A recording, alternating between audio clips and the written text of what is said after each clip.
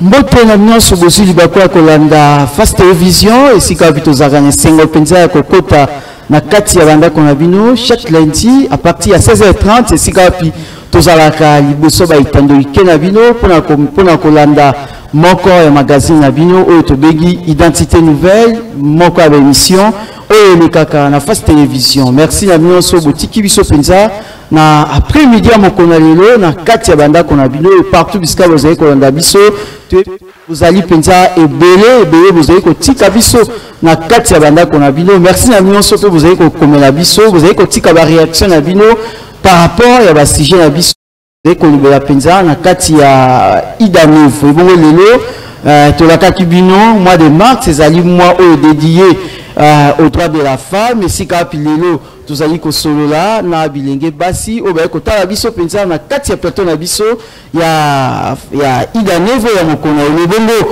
moi si akoki ko tambola ye moko te sengeli pe mobali pas à la pembeni pour accompagner na misala azali ko sala e bongo boko découvrir que to ti ko yisa bino tozali na bilenge basi o ba ko tala biso mais aussi tozali pe ngande ko mobali o ya sepia ki penza ko ya ko participer na biso na likambo moketo ko un peu que na après-midi il y a beaucoup de remercier la grande équipe qui soutenu biso penza pour la réalisation il y a Ida Neuf chaque lundi à 16h30 et donc to quelques na ko découvrir invité na biso o to yambi bango to pesi maman na biso Esther Mbote en quelque se présenter to bayo kombo na yo musani ni penza osalaka na kati ya société. Bon, Mbote na biso nyonso balandi bozolanda biso kombo nanga Esther ya voto du Bendo naza étudiante na ISG na ISG à l'institut ISG donc na ça je fais le marketing. Merci beaucoup Azali premier invité na biso to tali sur mon pandi to maman Mbote encore que se présenter to bayo musali ça va penza na kati ya société. Moi, naza Deborah Chimanga, naza étudiante na Université pédagogique nationale. Oui. Donc, nous devons na côté à Bassi, mobali pe azali, ou à plutôt tous les senga koyambaye, Mbotendeko. Merci beaucoup. Moi, c'est Monsieur Pascal. Oui. Naza étudiant à Institut supérieur de commerce. Una na salle de comptabilité.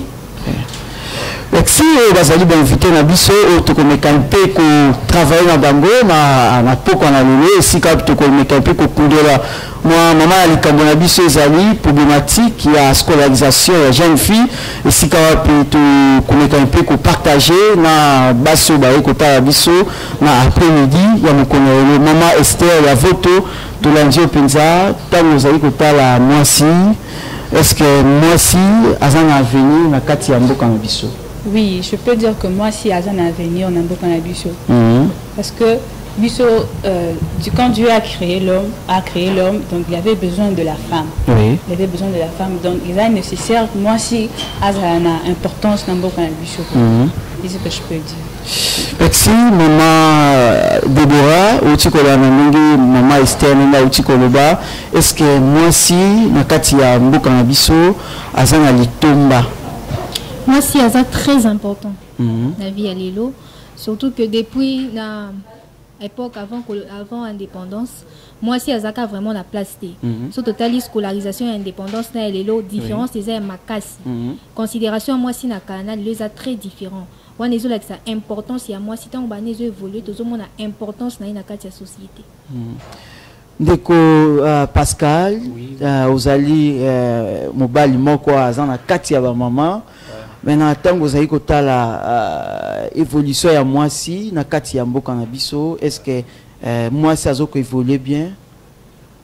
Bon, toujours tala comment bazo marcher. Pour cela nous disons depuis sa création, une femme a été toujours exclue du monde du travail. Je ne sais pas, je peux dire selon la scolarisation de la fille, bon, actuellement, ils ont vraiment une importance. Ils ont une importance, ce que Koki Penda Kodinda, Pourquoi ils ont une importance? Je peux dire, basi mikolo yo ezamawa. Pourquoi je peux dire ça? Parce que si on envoie nos jeunes filles à l'école, oui, bazo il a biso au moins bazemi. Je sais pas. Et pour cela, ça fait partie aussi que je peux dire qu'il a une importance. Maman Deborah, uti ko ndenge ndeko Pascal alobi, tango bazali ko tinda mwasi na nzela ya école, mwasi azali ko memande bazemi na ndako. Est-ce que singeli to tika kotangisa mwasi to esengeli mwasi na mobali batanga elongo? Mwasi na mobali faut batanga elongo. Premièrement, mwasi il faut atanga po aza mutu o aza na ba droit na devoir. Oui. Kotanga eza droit ya mwasi. Deuxièmement, mwasi il faut atanga po kotanga ezope sa formation intégrale. Son abi formation intégrale, tozomona formation ezo formé corps, âme na esprit. Oui. Corps tozana ba connaître éducation physique, âme tozana ba connaître religion, esprit tozana ba ko ya raisonnement neti ba mathématiques. Moi s'il faut attendre pour kotanga et bakisaka éducation, na éducation de base. Moi si il faut attendre. Ezana auteur moko azaka Ghanéen James Eman alobaka éduquer une femme c'est éduquer une société. Oui. Alobaka ngopo monaka importance ya éducation ya moi si. L'éducation de la femme c'est très important. Lelo tozana basi au bazana kati ya gouvernement 30% de femmes. Lelo moi si a s'autonomiser, à évoluer. Donc la femme ata azana bambe bana kati ya société mais ma bien fait paysadi. La scolarisation de Yabasi, tout ça peine à bas risque. Mais cela n'empêche pas que tout scolariser Banabasi, parce que c'est très important. Maintenant, à Outikoloba, il y a 30%, il y a Bassi dans 4 institutions, il y a un mot cannabiso, mais vous savez comment on a moi si Yemoko Azomi Yebate Oyazali. Moi si Amiebi n'a pas, on a la parité. La parité est ça et l'autre moment au basi mususu ba respecta kabasi mususu ba respecta raté. Les autres ont ba caméra woman. Moi si elle s'est lancée dans métier mobile ba comme na ba caméra woman, to comme na ba ministre femme, to comme na ba enseignante, ba sur bazan na ba grade na société. Ba sur na bazo kende na kati ya parité ba ebi valeur ya parité. Mais ça pe na ba misusu ba comme devant mibali bazo reculer. A bangi pour moni mobile. Donc la parité en fait exact bana ba signo sotende bazo banga ngoto bazo respecter ngoto ezana ba bazo oser les appels na ba bazo zonga sima. Message déjà na kopesa ya ba bazo zonga sima pour que ba ke liboso ba ebete bazandenge mona mibali. Scolarisation et le permettre bango bazala ndenge moko égal. Aujourd'hui l'homme et la femme assument les mêmes rôles dans la société. Bango nyo so moi ça ministre mobile président. Pour ani le bitoko za la première présidente na RDCT. C'est possible parce que nous avons déjà des ministres. Donc, la parité, c'est quelque chose qui s'est déjà fait. Oui. Mais ce n'est pas en totalité. Parce qu'une partie des bases qui est liboso, mais sous bases zongassi. Maintenant, tout c'est le mot. Moi, Constant Osali, n'a pas été le yassé. Ezali, tout ça, comment on a abandonné toutes des perditions scolaires. Mingi pensa entre l'homme, entre les garçons et les filles, tu sais comment on a banabasi pensande bazali ko abandonner pensa ba classe. Maintenant quelles sont les causes? Vous avez ko sala ke moi si na classe moko tu peux exemple, en classe moko tu que ko sala na déperdition scolaire 10 élèves, na kata déperdition scolaire wana kokuta 6 filles 4 garçons. Maintenant, quelles sont les causes? La scolarité est un risque. D'abord, risque, il y a liboso na moni, et ça que ba finir sur votre na RDC. Si on a qui na ba province nesti Kassa et na Mwenedit. Oui. Tous na ba parti musu na ba territoire musu oyo, ba na ba si ba kenda la classe T. Pour anini? Pour des raisons de distance. Moi na longa awa ti ipen makolo. Ba école est rare. Mais avec le projet à 145 territoires, nous espérons améliorer ça. Au l'État, à Bandaki déjà, nous espérons que Banawana va au ta classe puis Barotanga. Deuxièmement, tu remarques que Bana Moussou, malgré la gratuité de l'enseignement, Bakindra classe irrégulièrement. Au moins, dans mon école primaire, avant, il y a un lundi, mardi, mercredi, à quelle classe jeudi? Irrégularité dans la classe. Pour des raisons qu'on ignore. Moi, avant, il y a un Et une fois, nous avons un moko à quelle classe en décembre. Après décembre, après la fête, on a quitté janvier, février, on a quitté en mars. Bah, tout en mars pour anine.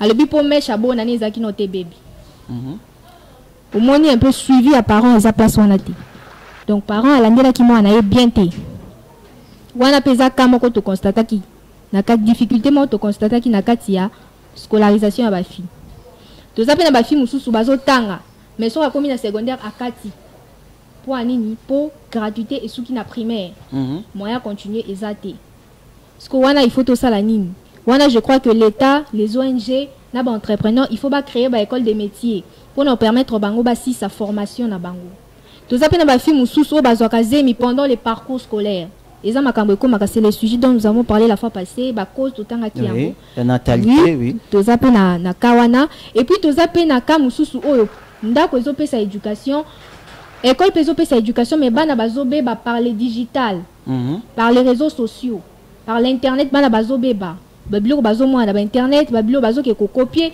dès les autres la éducation ya bana ebeba par là je dirais que église ikonde faut jouer rôle nango par des prédications église ko changer ko ibisa bango que bazo perdre foi chrétienne na bango en faisant cela donc je crois que wana izaba ba difficulté to kutana nango na scolarisation ya jeune fille. Merci Maman Déborah, Maman Esther, Toé Painayo, l'antindege Maman Déborah Outi Koloba par rapport à la cause aux aïkosala qui moi na moi si a abandonné l'éducation, a abandonné le chemin de l'école. Maintenant, est-ce que beaucoup de besoin à la cause mususu kokina kobakisa par rapport à des perditions scolaires? Donc, dans la cause est belé, est tellement belé. Oui. Parce qu'il y a d'autres filles qui ont raté parce que peut-être que c'est parents, parents, il n'y a personne pour le prendre en charge. Donc, il y a la cause d'autres filles qui ont un milieu scolaire. Et puis, vu la possibilité pété. Oui. Papa et maman azali mais possibilité à ça côté. Peut-être papa a porteur a porteur mais makane car kilo vu que possibilité parents ça na côté. Donc à lukani peut-être pendant que ne sala mabe à misa na côté parents a éduqué que ça la mabe. Tu vois? Dans le sens là que même toujours bazana ba difficulté à côté en école. Maintenant lelo toza isusu na moko na likambo na kati ya mboka na biso esika wapi ba parents pe belé bazolinga penza te kotangisa mwana mwasi peut-être ebele bazali ko penser que même si mwasi atangi suka akosuka kaka na mariage.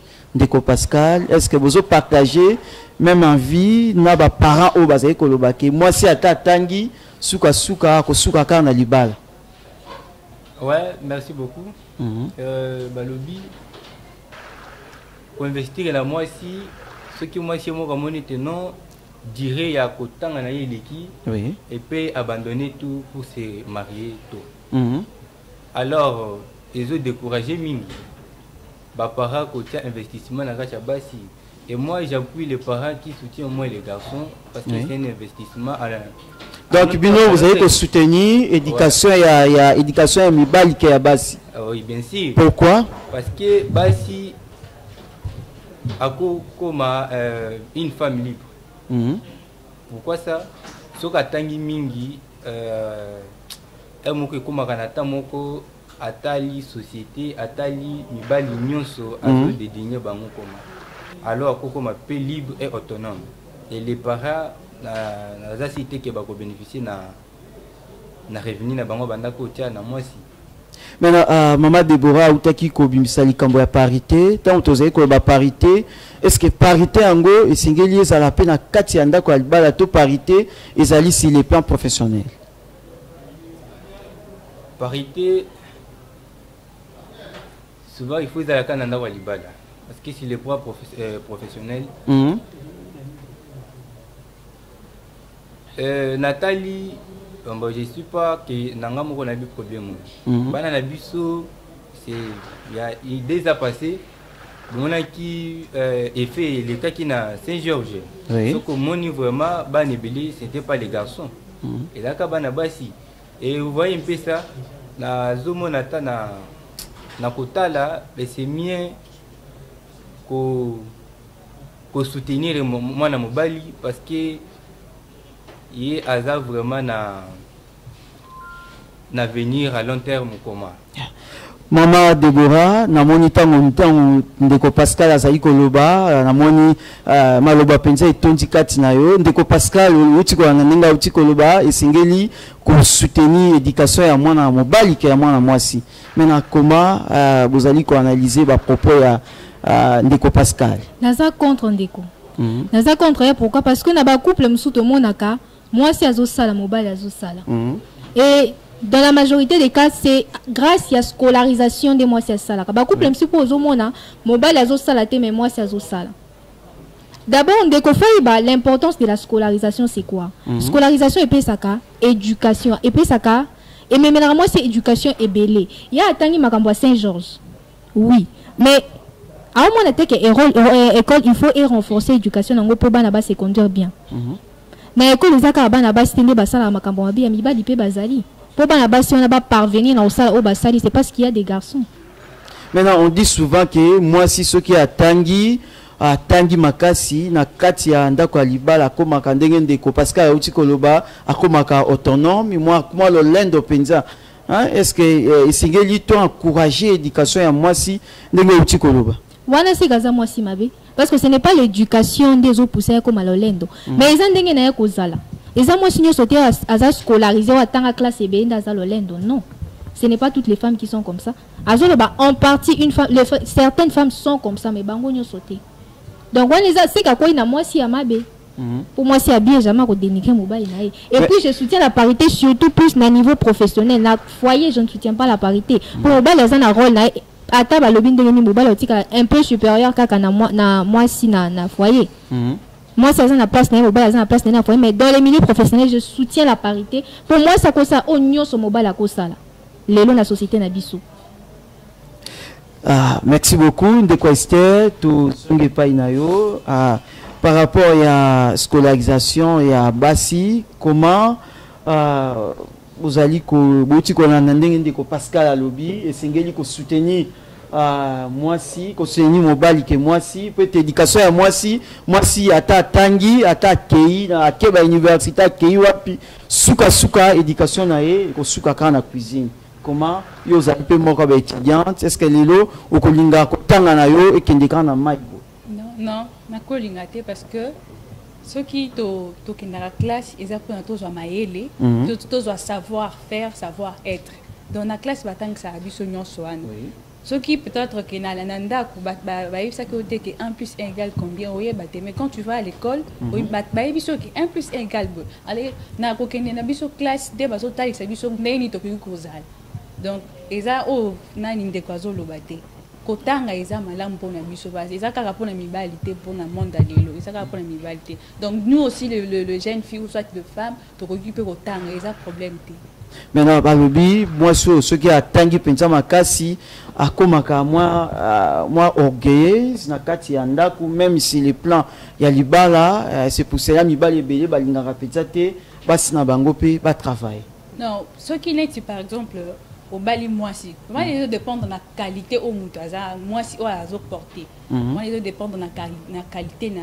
Tout ça aux moi si obike, moi si tant moi si azana libala, il faut tout ça mbaï na parce que la Bible nous dit que femme soyez soumise. Donc tu dois être soumise à ton mari. Mais soumission en ces derniers temps,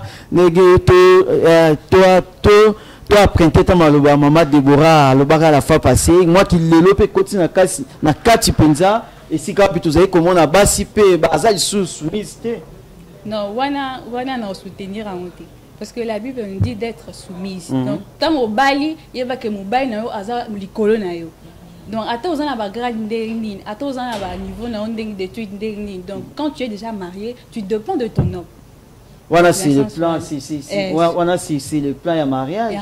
Maintenant, on a plein sur le plan professionnel. C'est le plan professionnel, donc, égalité. Oui, tout c'est égal. Parce qu'il y a aussi de foyers où papa a na grade moi ici, mais maman a na grade de l'école que les papa. Oui, la famille a bon réseau existe.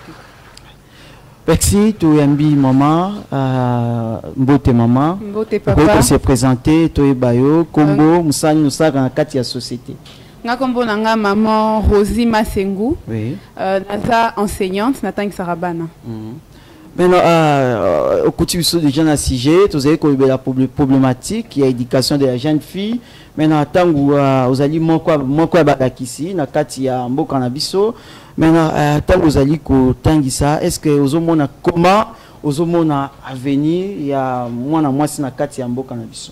Oui, avenir à moi c'est ça vraiment prometteuse. Avenir vraiment, ils a bien moi il faut attendre.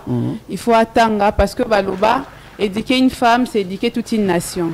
Donc, tant autant ici, moi, si ça déjà à venir, mon nez pour l'ambo cannabiso. Pour moi, si yende, azap éducatrice à banandako. Ce qui est mon attangité, éducation n'y a pas sa ban. Ce qui est mon attangité, tata moi, nous à mobali, devoir tant que nandako na rusa elai, na rula qui s'est basalara. Donc, moi, s'il faut attendre. Maintenant, lelo mi balebele, bazaï ko boya penza, basina bango, ko sala musala. Maintenant, Lilo, est-ce que moi si à qui travailler le quoi mobile? Oui, pourquoi pas moi c'est au travailler. Pour moi, ça a la capacité de faire mobile à Zanango. Moi, Maman Déborah, ou taille koïb sabiso et le comment ils ont la foyer mususu. Moi, ça bimagana tongo, mobile pas bimina tongo. Maintenant, les problèmes ils allient éducation yaban. Nani oyo akotika nandaku pour na ko assurer éducation yaban. Bon, moi, je pense que le départ, c'est l'organisation. Organisation et la famille. Donc, Missa les anango, mais beaucoup qui s'organiser. Moussa les nyo bakate na bimi 7h na zongi 21h. Non, aucun qui s'organiser. Na Missa la mousso roko kende 13h pour zongi nondako. Les anango. Pour l'éducation des enfants, il faut qu'on eba na rosala moussa la ernini na rosoa pe soin et andako na ernini. Donc, je crois que c'est la question d'organisation. Tous allez en direct, il y a Face Télévision et si tous allez solo là na bilenge basi au baie kota la biso ndenge tote ko bane bandeli mais aussi ici ka moi c'est azali et singeli pe mobali azala pour na accompagner misala ya moi si yango tous allez lelo na kati ya plateau na biso ya ida nevo mukona lelo tous allez ko partager et longo na basi au baie kota la biso tous allez ko solo là biso na bango bino pe vous allez ko landa biso ce ko lingi au participer na maso na biso na poko na lelo ko ina ko tikla biso message na numéro la biso ezali affiché na baitando ike na bino esika pi ko benga te tikla biso message et ko ça biso penza bien par rapport à contribution na yo ozali ko landa biso mama Déborah tosongi epai na yo leo tozali komona basi penza mukie o bazali ko s'intéresser na politique to baso pe bazali ko sala musala bazali na kati ba entreprise bazali ko impacter pensate maintenant ezali ponani d'abord ezali partenaire na e homme bazali ko azali frein pour na épanouissement ya moi si to comment ozoloba dans le sens où moi si azosala te mobala azosala moi si azali ko sala mais apport na ye na kati ya société na kati ya entreprise ezali penza azoko influencer te. Oui, présence à moi si la société est la cas remarquable. Dès que tu es bissau, les autres ont ba femme ministre. Oui. Et ba ministre on a bazo sala. Les autres ont la gouverneur, il y a banque, il y a moi si. Aux hommes. Tu vois un peu le niveau où les femmes a commis nango. Azo s'impliquer dans la société. Et là, ils ont déjà un impact sur le développement. Donc moi si a commis agent et développement. Que moi si azo zonga simato, moi si azo impacté c'est un peu faux. Pour moi si peut azo agir dans la société à l'île. Maintenant quelles sont les faiblesses de la femme? D'abord faiblesse c'est liboso dans le milieu professionnel la le les harcèlements sexuels. Oui. Et c'est le mot to kuta nango mingi et il faut to lutter contre yango. Ils ont vraiment lutte ya makasi pour ici là. Et puis tous à peine à parité aux certaines femmes bazo zonga sima. Baebi ko assumer ba rôle te bazo zonga sima bazo tiki la mibali. Et puis tous à peine à ba foyer mususu na éviter ça d'abord remarquango. Ceux qui mobile azo sala moi c'est linga sala au moins na mobile a boy a ebisi nga mona créer l'entreprise. Année à liboso a créé te deuxième année a créé te troisième année a créé te ti moi ça va nanda ko comme femme au foyer. Pour moi moi je crois que c'est freiner la femme. Otika moi si c'est développer s'émanciper fongwama. Mais le moi ça soit bande govana kananda kwa libala te poisa elo côté. Moi ça comme oiseau luka oiseau sala. L'indépendance, l'autonomisation en fait. Moi si le là ta sans mobile à cause elle est très à l'aise, azo s'occuper na imoko elle est très indépendante. Donc je crois que moi si fois à la libre na oiseau sala, il faut bâtir qu'elle ait champ libre pour ça la oiseau sala dans les bons. Mais la liberté yango parfois et comme rappelé ma bé mibali ba tikela basi na bango nzela moi liberté yango et comme appelé ma bé. Tout est question de discipline. So mobile a discipline moi et puis c'est une question de confiance. Oui. Ceux qui mobile ont la confiance na moi c'est na ko tika ekende. Et puis ceux qui a discipline et bisi ko sala boité moi c'est ko sala té. Tout est question de discipline. Ah, nous ces amis li combat discipline ndeko Pascal oui. Est-ce que lelo kolinga moi sinayo a sala musala. To koki ko lo baboye c'était pendant la première guerre. Première guerre mondiale. Première oui. Guerre mondiale. Moi si abanda ko salati. Et moi si ba pesi atie asala baye comment était non tout il y a ba garçon et diminuer là on avait besoin quoi on avait recruté les garçons oui. On a pour soutenir les guerres wana de baye ko intégrer basi na musala alors toye kota la lisusuté c'est pas bien moi si ceux qui azo sala ça peut arriver que boye kota na mobile atangate yo mo sotanga otanga na ba nino ko ministre ndenga utoloba ba ministre ba gouverneur des banques baza mais à moi aussi est-ce que à koki ko supporter mobile ou atanga te na ndako est-ce que mobile à koki ko za na autorité likola moi aussi wana ezali mpe moko ya motuna mama Rosie on dit motuna ya papa alobi est-ce que mobile akoki kosupporte na kati ya ndako mwasi oyo atanga te. Mwasi oyo atanga to atanga te. Mwasi oyo atanga te. Bon, oui, ezalaka nango ezali. Tout dépend.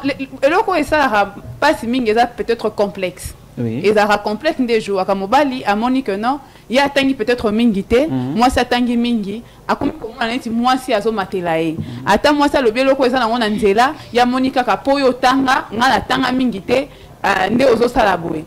Ezalaka aussi moi, question est complexe et kotaranakati. Mais tout dépend de deux personnes. Ceux qui voient la compréhension, moi si amitié na bisika, moi si mobile amitié na musika mobile. Beaucoup marcher bien. Pour libala les libala, musala pesa musala.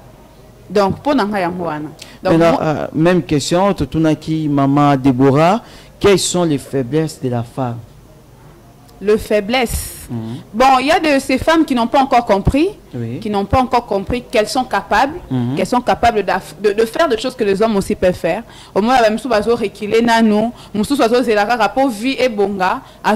il faut un garçon, il faut un homme, à se rendre compte que il est capable de développer vie ou soit quoi apporter une pierre dans la construction en boca. On a inconscience et on est dans le faiblesse. De la part il y a moitié moko mais la difficulté à rencontrer la difficulté au moins ça se rencontrer peut-être dans le milieu scolaire il y a des harcèlements on a soutenir oyo mama lobaki harcèlement sexuel de la part il y a professeur de la part il y a konzi et tout difficulté mususu pe et ça parents autant la boya zana ya basi azana ya mibali a préféré ko foutela na nous classe na oya mobali alobi oya mwasi yo kokeno libala yo d'ailleurs bakobala yo donc ce n'est pas la peine natangi so mingi que de ba université natangi sa oya mobali donc au moins ba difficulté o bazo rencontrer yangwana à cause na postanga pe natanga na ke na évoluer na études mais parents na e alobi te yo rotanga te to tangi sa na oya mobali ba genre ya ba injustice wana ndezo za la difficulté pour na mwasi. Maman Esther ya voto uti kolanda ndenge bandeko maman Rosie maman Déborah ndenge ba uti koloba par rapport ya ba faiblesse ya mwasi est-ce que le to koloba ke ndenge maman Rosie uti koloba mwasi ye moko azomi ye ba penzate oyo ye azali eza bongo soko mi yebi oyo zali pour ça n'importe quoi te.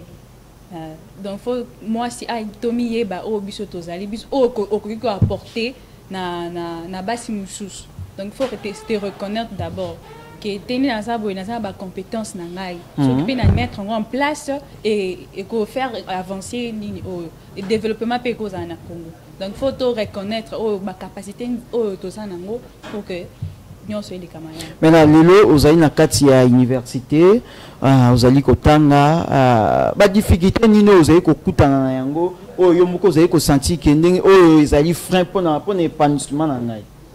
Bon ba difficulté obiso tokutana nango eza peut-être de moyens de transport tokutana nango par exemple pour exemple na mbongo te il y a faut ta transport bien aux un poste au de classe mais tu n'as pas peut-être le moyen de transport aux un obligé aux anandaku peut-être le parent va dans côté aux obligé au vendre nandaku peut-être pour la syllabus au somba syllabus aux na possibilité aussi somba syllabus te c'est kaka na fanda kaka na zela soit na zela ka jour ya cours comme ça pour ceux qui procèdent à tangi ici comme ça aux attaques mais syllabus aux en côté donc ce sont des difficultés de kutana ngo on va milieu classe. Maintenant lelo tozali na kati ya plateau spécial ici kapito yambi basi tozali ko solana bango maintenant ezali pe na adage moko o elobama rapenza trop tangu basi bino moko bozali ko crier émancipation parité c'est moi si atanga mais bino moko pe bana basi balobi comme on dit souvent que moi si atonga kamboka te pourquoi tous en ont au moins mobile pourquoi tolobaka moi si atonga kamboka te. Merci beaucoup. Moi si atonga kamboka te parce que bon on peut dire que ça investissement dans kati ya moi si. Oui. Alors, arrivé un moment qui a collé à l'âge de l'adolescence ou pas. Mais, Namboka n'a bien foyer, je peux dire, il faut balayer ailleurs. Ok. Donc, à quoi qu'il y a parce que ça peut arriver que place à Kei, à qui Koutanana, Makamusu, ce réseau permet de traiter la communication. Et des fois, si ce qui est à Kei, à Koki Kobo, ça n'appelle Libota. Pourquoi ça bapara nazo tuna d'abord mo mutuna ezo ilanga ina tuna na ba mama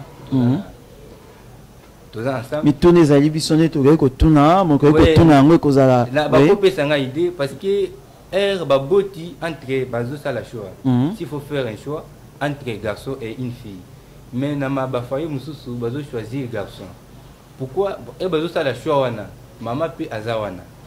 Pourquoi il peut à cause soulever que non, tout ça la choix, tout choisir fille à qui tanga que garçon.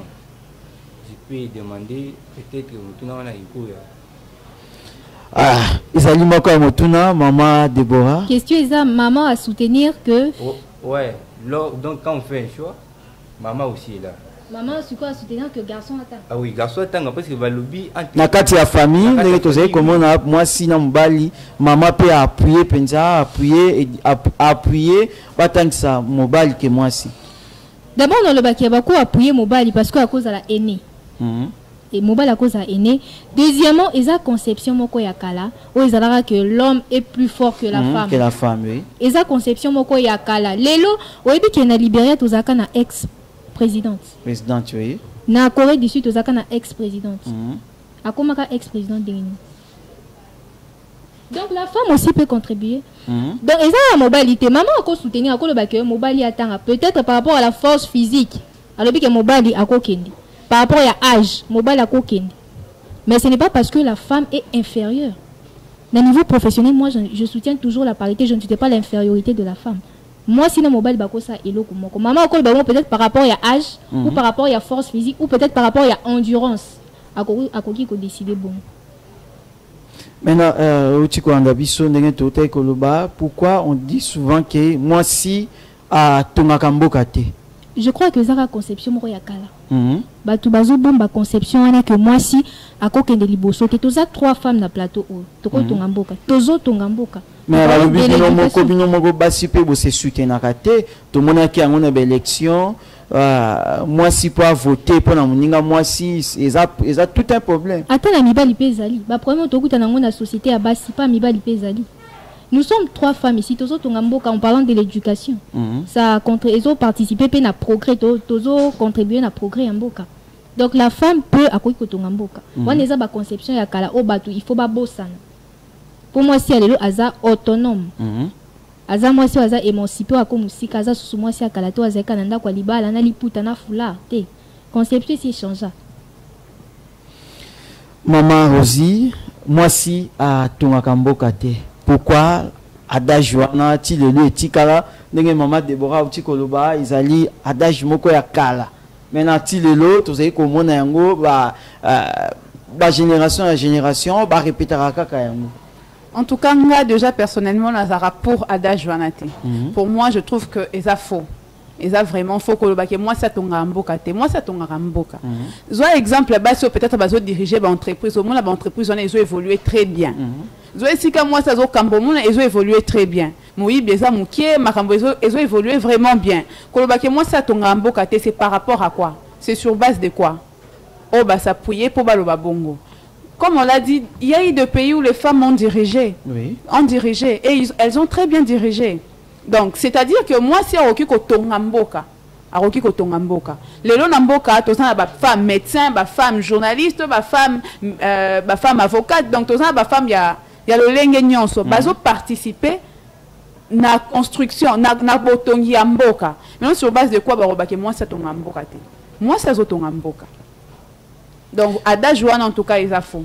Maintenant, Bilomongo Bassi, vous avez qu'on s'est soutenu, même au moins, moi si à soutenir mon moi si pas qu'un deliboso, moi et le moi parce que pas à mi balle.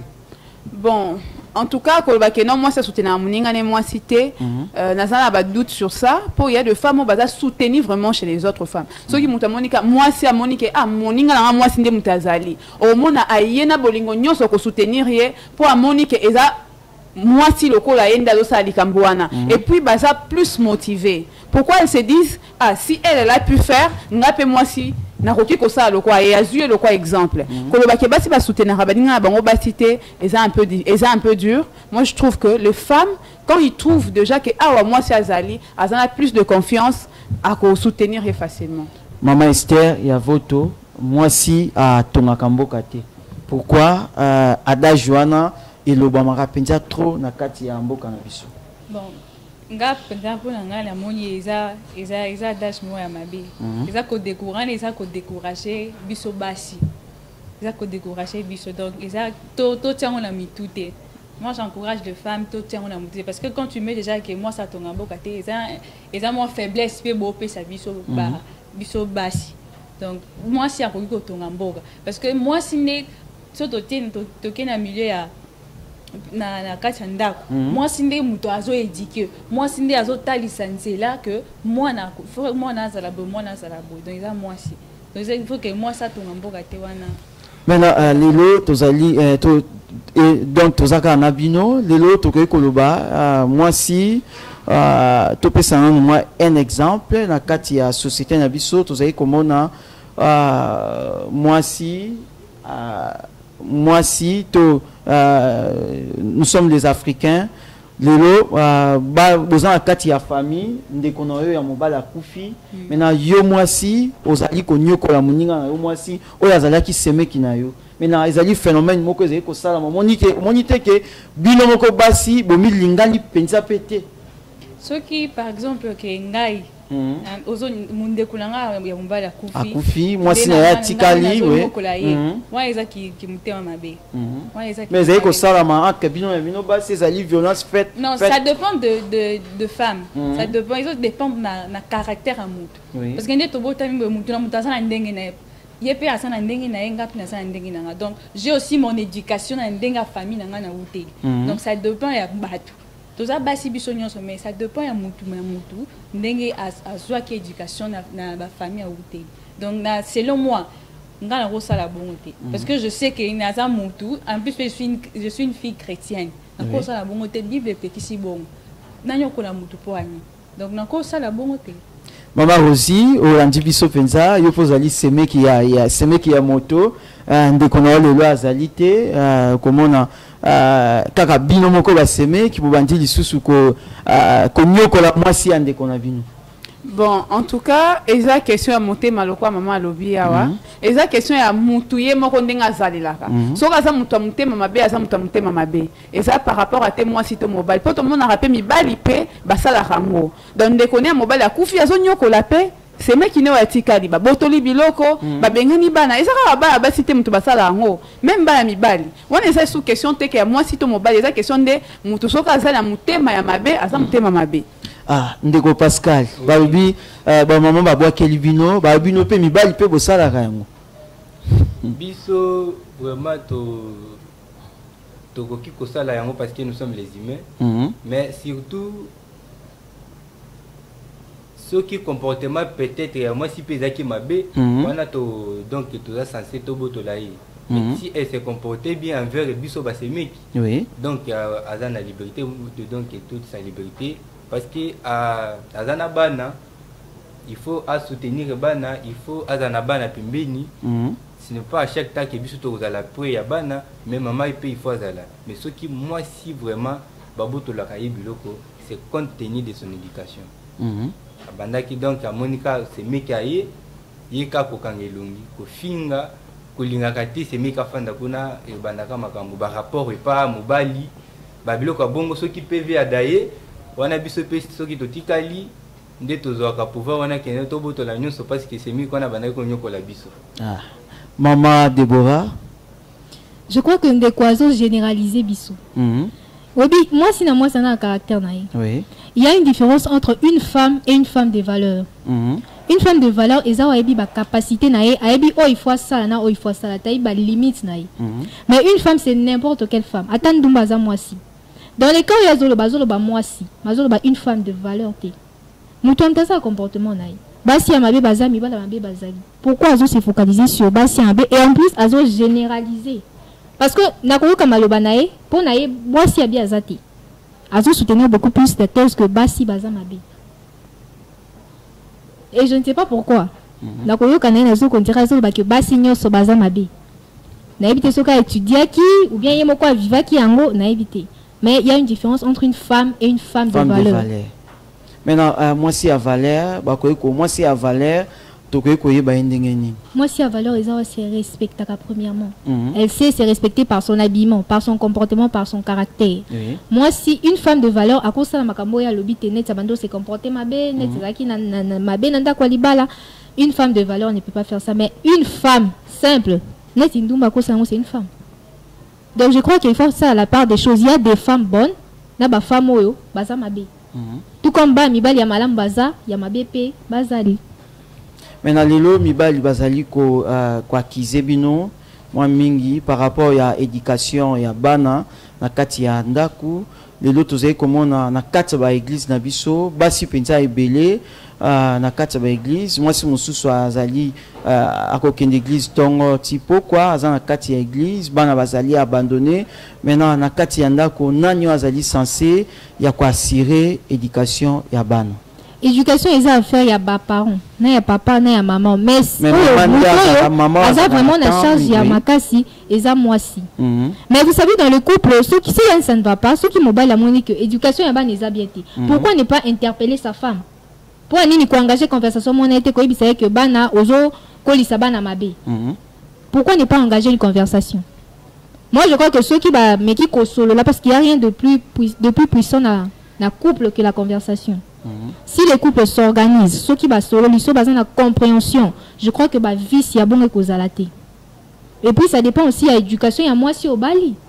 Si c'est une femme car simple boy, moi si au kutane ka boy, éducation ya ba nezandeni. Est-ce que le monde ndenge ezali ko kendele ezali litomba mobali lelo azo moi sur ya tangi? C'est très important. Oui, moi sur ya tangi na moi sur ya tangi te différence ezakaka. Même la façon ya kokanisa. C'est pas pour rien que ceux qui baké ko ceux qui bazo senga net dot. Moi sur ya tangi basenga la ke dot ebele. C'est par rapport à sa connaissance, par rapport à l'éducation au yazui. Mais je crois que na côté on a ba parents bazaka na moi ignorance moko parce que dot eza eloko moko ya coutume. D'abord c'est un symbole premièrement. Et deuxièmement eza likambo moko ya coutume. Eza en rapport tena ba étude. Mais ba associa kango pourquoi? Parce que les études c'est très important, ça valorise la femme. Tu vois un peu. Donc différence c'est ça entre moi sur la tangi na moi sur la tangi. Ressentir yo moko différence. Merci beaucoup. Ndeko Pascal, na lombango penza, lelo na kati ya société, tout ça comment na ceux qui moi si ceux qui na kati ya foyer, bana ba baby, to quoi c'est ba papa beaucoup plus, ba quoi c'est rango penza ba maman entre l'homme et la femme, nano azali censé ya ko assurer éducation ya bana na lombango penza peut-être toujours comment na suka masona biso. Merci beaucoup. La moni bande ko basi baloba ki pon éducation ya bana ezana maboko na bango. Tout ça d'abord un pas en arrière. Baloba qu'il faut moi ça sala. Tant que moi c'est zo sala parce que mi savez déjà 8 heures du travail. Comme on a 8 heures jusqu'à 16 heures. Oui. 16 heures bana ba ke classe ba zongi ba réseaux sociaux isa. C'est ma ke bana. Donc nous t'avons encadré bango azalité pour maman za zo passer 8 heures du temps na travail. Ouais, c'est ça. C'est ce qui existe la loi. Sikoba na moment nyonso wana nana ko éduquer bango bozo passer na bango 18h 19h 20h 21h bolali et le matin il faut ola mukao kende musala na ibite tani noko éduquer bana tant que o bazolinga basala. Merci Maman Rose na lombango penza na kati ya ndako nani azali censé ya ko assurer éducation ya bana. En tout cas, l'éducation à bana, les parents sont mis balé, papa na maman de baza censé ko éduquer bana. Mais maman ça a un rôle makasi mingi parce que maman de atika la beaucoup plus na bana. Azaka beaucoup plus na bana. Na azaka contre ba parents démissionnaires par rapport à l'éducation à bana na bango. Ko sundo l'éducation na ba travailleurs, ba nounou, ba kei donc azaka contre yango. Je crois que les parents doivent s'organiser, ba sololi ba s'organiser pour que ba soit rapide temps ya ko passer na bana koyeba nini bana bazo lekisa ndenge nini bana bazo vivre biloko nini bana bazo découvrir biloko nini bana bazo tanga. Il faut ba parents bazala wana pembeni ya bana pour éducation bana pelelo ezobeba makasi. Maman Esther na lombango penza nini esengeli entre femmes et l'homme et la femme nani aza censé ya ko assurer éducation ya bana. Et bon, ils ont mis balé, mais plus c'est ça moi si des moutati kalakana na ban. Donc, on a lancé un cas que biso basi to ata ozo sala. Ata ozo sala ozo que musala, mais tu es responsable y a éducation. Donc ils ont été que ozo sala ozo musala koleka ndakuna okolinga musala koleka ndakuna okolinga musala koleka bana.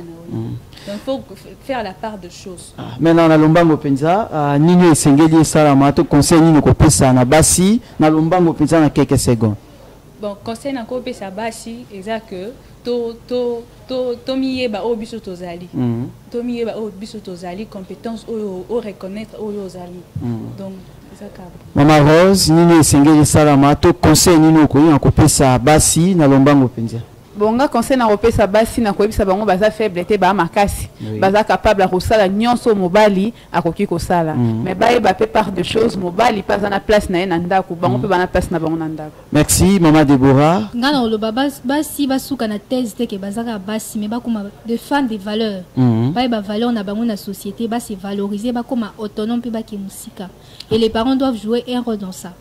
Vraiment Ndeko Pascal, malgré qui contre Basi, maintenant Nino conseil Nino pesa ipa ya ba maman ou balandi au penza lombango penza. Ba maman bazwa beaucoup plus de temps kotika la na bana pour na bonne éducation ya bana na bango.